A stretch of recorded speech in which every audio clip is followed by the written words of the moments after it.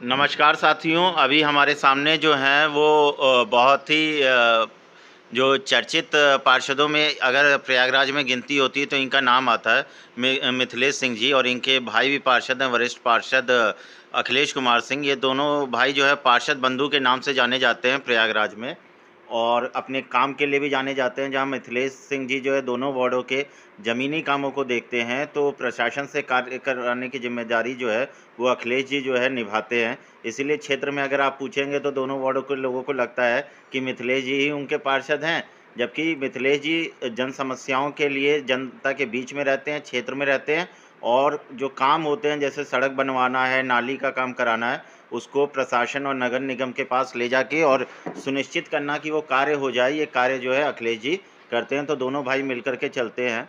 और एक ख़ास बात ये है कि इनके लिए जो लोग प्रयासरत रहते हैं और समर्थक हैं, उसमें जो एक वर्ग है, जो रिटायर्ड वाला वर्ग है, वो ख़ास तौर पे इनके साथ समय-समय पे आपको हमेशा दिखाई देगा, चाहे क्षेत्र में, चाहे इनके आवास पे। तो ये बहुत बड़ी बात होती है कि सबको लेकर चलते हैं। छात्र भी इनको देख कर के राजनीति में आ रहे हैं, जैसे गौरव सिंह जी हों या इफ्तिकार अहमद जी जैसे लोग भी जो हैं उदाहरण देते हैं कि इन लोगों के काम को देख के ही हमने भी राजनीति में कदम रखा है। तो मिथिलेश सिंह जी अभी जो है आपके साथ, ये आपके कुछ और लोग भी आपके क्षेत्र के दिखाई दे रहे हैं। तो ये लिस्ट कौन-सी लिस्ट है ये? ये अभी जो परिसीमन हुआ है, नया वार्ड बने हैं, तो नए वार्ड के साथ इस परिसीमन के बाद इस लिस्ट को निकलवाया गया है। जैसे मेरा वार्ड नंबर पहले जो 45 था, आज की डेट में 54 हो गया है, और बड़े भाई वरिष्ठ पार्षद अखिलेश सिंह जी का वार्ड जो 44 था, आज की डेट में 71 हो गया है। तो परिसीमन के बाद सीमांकन बदले थे, उस सीमांकन के हिसाब से ये निकलवाई गई लिस्ट, जिसमें कि हमारे तरफ की तो लिस्ट है, नया वार्ड, नया क्षेत्र जुड़ गया, आनंदपुरम का क्षेत्र जुड़ गया है, तो वहाँ की भी लिस्ट आ गई है। बड़े भाई में से एक लिस्ट, एक भाग संख्या है, एक बूथ कहिए, वो झलवा वार्ड नंबर 35 में चली गई है, जिसके लिए आपत्ति हम लोगों ने डाल दिया है, और अधिकारीगण इसको जांच करेंगे, और संभावना है कि वो फिर से पुनः हमारे में आ जाएगी, जिसमें हमारे सम्मानित 1609 मतदाता हैं उसमें। तो आपका जो वार्ड है, उस वार्ड का नाम क्या है? देखिए, मेरा पहले ओपीएस नगर ओम प्रकाश सभासद नगर 2 के नाम से था, और बड़े भाई का भी नाम ओम प्रकाश सभासद नगर 1 के था। इससे क्या था, बड़ा कन्फ्यूजन था कि दोनों भाइयों में वार्ड किसका है। चूँकि एक साथ जनता ने हम लोग को चुना था, तो दोनों वार्ड को एक हम लोगों ने कर दिया था, काम के मामले में, हर मामले में। तो अब की बात चीफ इंजीनियर साहब ने कि नाम अलग अलग पता चले कौन सा, तो हमारा राजरूपपुर के नाम से कर दिया है, और बड़े भाई का नाम पुनः पुराना ही नाम रहे, ओम प्रकाश सभासद। तो वो ये ओम प्रकाश सभासद नगर जो है वो वार्ड संख्या 71 है, जी, और आपका जो राजरूपपुर नाम वो से रहेगा, 54 राजरूपपुर नाम जी, से रहेगा। राजरूपपुर के नाम तो से। पिछली बार भी ये राजरूपपुर नहीं नाम नहीं नहीं, से था? ओम प्रकाश सभासद नगर 2 था। अच्छा, इस बार जो है राजरूपपुर, और वार्ड संख्या जो है वो 54 हो 45 गया से है। 54 हो गई जी। तो ये जो है अभी इफ्तिकार अहमद जी से भी बात हो रही थी, तो उन्होंने अखिलेश जी का नाम लिया कि एक समस्या आ रही है कि जो नाम है, नाम को लेकर के काफ़ी धांधली हुई है। वोटर लिस्ट में जो नामों को लेके कुछ धांधली भी सामने आ रही है। उस पे क्या मतलब, क्या समस्या है वो? देखिए, हम दो दो पहलू इसका कहेंगे कि इसको छोटा सा नाम धांधली का भी कह सकते हैं, कि बहुत पार्षद ऐसे हैं कि जो इधर का नाम उधर कराने के चक्कर में पड़े रहते हैं। लेकिन हम ये कहेंगे कि देखिए, पहली बार परिसीमन होकर 20 वार्ड और जोड़े गए हैं, तो जब परिसीमन होता है तो ये दिक्कतें आती हैं कि जो कार्यालय के बाबू होते हैं, उनको बहुत जानकारी नहीं होती, कम समय में इस चीज़ों को करना होता है, तो उनसे गलतियाँ हो जाती हैं। तो हम पूरी तरह से इस बात को डिनाई करते हैं कि ये जानबूझकर धांधली की गई, कुछ हो सकता है, इसको ये भी तत्व हो सकते हैं। लेकिन हमारे अधिकारी कर्मचारी हमारे नगर निगम के बहुत ईमानदार हैं, ईमानदारी से अपना काम करते हैं। कहीं न कहीं इससे बहुत कम समय में इस काम को करने को दिया गया था, और उस जगह के बारे में पूरी जानकारी ना होने की वजह से ये गलतियाँ हो गई हैं। हाँ, ये ज़रूर है कि आपत्ति देने के बाद उसको सही करना चाहिए, और हमको विश्वास है कि हमारे अधिकारीगण, महापौर जी भी चीज़ों में चिंतित हैं, हमारे नगर आयुक्त बहुत जो ईमानदार हैं इस समय आए हैं, वो बहुत चिंतित हैं। क्या नाम है उनका, नगर आयुक्त जी का? चंद्रमोहन गर्ग जी। अच्छा। तो वो बहुत अच्छे, एक युवा हैं, और उनकी ईमानदारी की मिसाल दी जा रही है अभी से। सब लोग बहुत प्रभावित, हमारे पार्षद बहुत प्रभावित हैं, पूरे कर्मचारी प्रभावित हैं उनसे, और वो लगे हुए हैं कि जो भी गलतियाँ हुई हैं उसके लिए वो बहुत चिंतित है, और हमको आशा है कि आपत्ति अभी हम लोग से फिर मांगी जाएगी, तो वो पूरा दूर हो जाएगी वो चीज़। ये कैटेगरी की मतलब किस क्षेत्र में किस कैटेगरी को मिलेगा, ये कब तक मतलब फाइनल होने की संभावना है? अब देखिए, अभी बिल्कुल एक फिक्स डेट तो नहीं आई है, लेकिन जहाँ तक चर्चा है कि 5 नवंबर तक आ जाना चाहिए। 5 नवंबर तक जी, और आरक्षण चुनाव। आरक्षण की सूची अच्छा, और चुनाव जो है नवंबर लास्ट या दिसंबर के पहले हफ्ते दिसंबर में? में जा रही है, ये दिसंबर में, क्योंकि 18 नवंबर को हमारी लास्ट जो है सूची आएगी, है ना, तो लिस्ट आएगी जो है। इस बार अगर आपको फिर से जनता अगर पार्षद बनाती है, तो इस बार आपका मुद्दा क्या रहेगा? मतलब किस चीज़ पे आप काम करेंगे? देखिए, तो मुद्दा तो मोहल्लों के 3 ही रहते हैं ज़्यादातर, हुँ, सड़क, नाली, बिजली, पानी। हालाँकि बिजली हम लोग का नहीं होता है, लेकिन बिजली भी जोड़ लेते हैं भाई। पब्लिक तो अपनी शिकायत हम ही को करेगी, क्योंकि हम सबसे छोटे कार्यकर्ता होते हैं, जनसेवक होते हैं, और आसानी से मिल जाते हैं। तो पब्लिक तीनों, और इन तीनों चीज़ों पर मेरा फोकस 5 साल हम दोनों भाइयों का रहा, और शायद टॉप 5 वार्ड जहाँ सबसे ज़्यादा हम लोग काम कराने में सक्षम रहे, उसमें से 80 वार्डों में एक रहा हम लोग का। हम पहले भी बता चुके हैं कि करीब 90% रोडों को मैंने बनवा दिया अपने क्षेत्र के।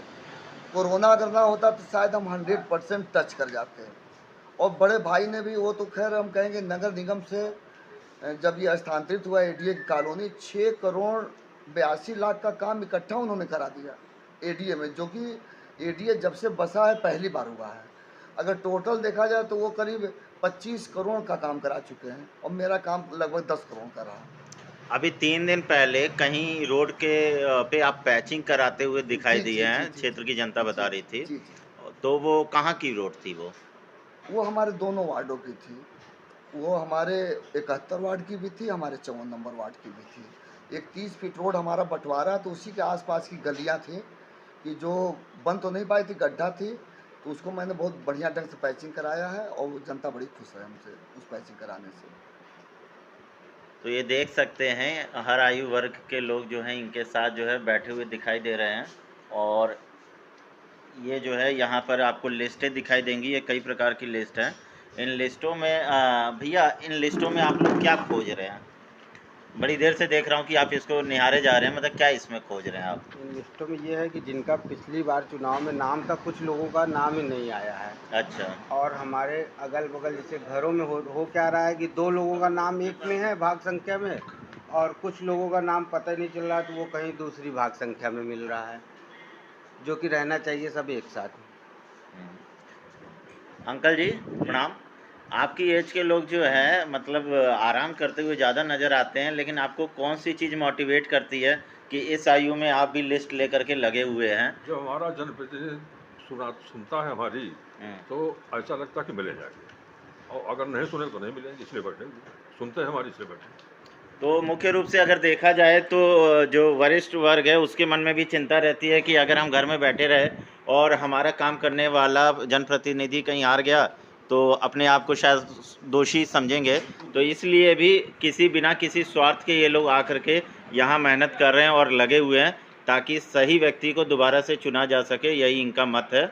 और हर आयु वर्ग के लोग जो हैं वो यहाँ आते रहते हैं। सर इस शॉप का नाम क्या है? Lucky traders. हाँ, ये लकी ट्रेडर्स है और यहीं पर इनका ऑफिस भी है और आवास भी है सर। जी, जी, आवास बगल में है। हाँ, आवास बगल में है और जनता के लिए सदैव ये दरवाज़ा खुला जी, रहता जी। है, जहाँ पर आपको ऑल टाइम जो है मिथिलेश जी मिल जाएँगे। और यहाँ पर जो समस्याएँ आती हैं अपने स्तर पे ये करा लेते हैं और आगे के स्तर पे जो है इनके बड़े भाई जो है अखिलेश कुमार सिंह, जो कि नगर निगम कार्यकारिणी के उपाध्यक्ष भी हैं, वो करवा देते हैं। तो इस तरीके से ट्यूनिंग से यहाँ का कार्य हो जाता है और समय-समय पे यहाँ जो लोग आते हैं उनके लिए जो है ये सब व्यवस्थाएँ भी छोटी-छोटी होती रहती हैं। और तो यही है, जनता के बीच में रह कर के आरोप-प्रत्यारोप के बीच में भी कार्य करना बड़ा कठिन होता है। बाहर से बहुत आसान लगता है लेकिन आरोप-प्रत्यारोप भी झेलने पड़ते हैं। सर ये डेंगू को लेकर के भी लोगों के बीच में खासी नाराज़गी देखने को मिल रही है। तो देखिए इस पे क्या कहेंगे आप? देखिए, होता क्या है कि जब कोई समस्या एकाएक बहुत बड़ी हो जाती है, तो आप बहुत अच्छा भी काम करते हैं, तो अगर हम उनके पास नहीं पहुंच पाते, जिनके यहाँ लोग बीमार हैं, ये हैं, तो वो परेशान इतना रहते हैं कि बेचारे, वो उनको लगता है कि हमारा काम बहुत जल्दी होना चाहिए। और चूंकि ये क्या है कि हर लाइन में, पूरे प्रयागराज में आप देखें कि बहुत ज़्यादा इसका फैलाव हो गया है, और हर घरों में, हर लाइनों में ये चीज़ चल रही है। तो हमारी पहुंच हो रही है, हर जगह छिड़काव हो रहे हैं, हर जगह फॉगिंग हो रहे हैं, पूरा हमारा नगर निगम की पूरी टीम लगी है, पार्षद लगे, हम दोनों भाई लगे हैं, दिन रात लगे हुए हैं, ठीक है। लेकिन लोगों तक पहुंच हो रही है और हम ईश्वर से प्रार्थना करते हैं कि सब लोग जल्दी से स्वस्थ हो जाएं। एक दो लोगों को हमने खो भी दिया है इस डेंगू से। तो ये डेंगू का प्रकोप कुछ अलग तरह का लग रहा है कि शायद डेंगू इतना खतरनाक नहीं होता जितना इस बार खतरनाक दिख रहा है। तो पूरा सीएमओ ऑफिस से भी लोग लगे हैं, डीएम साहब भी लगे, हमारे नगर आयुक्त साहब, महापौर जी और हमारी पूरी टीम, जोनल, हमारे सफाई कर्मी, नायक सब लगे हैं। और भगवान चाहेंगे तो 4-5 दिनों पर हम इस पर काबू पा लेंगे।